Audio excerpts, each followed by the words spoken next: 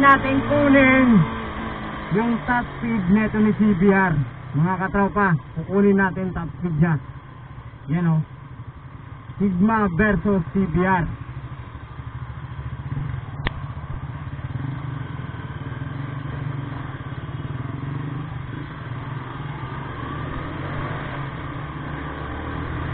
Let's rock and roll, man.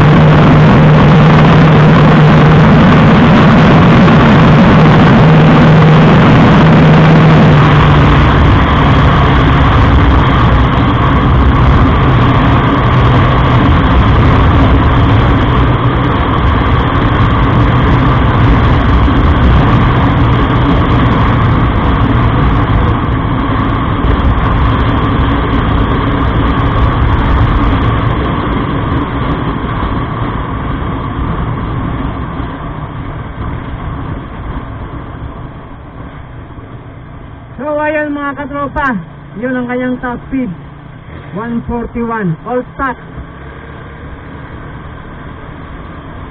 Yun mga katropa, all stock lang po 141. Siguro meron pang CBR na mas malakas talaga kaysa sa kanya. Baka iba nagwa 150.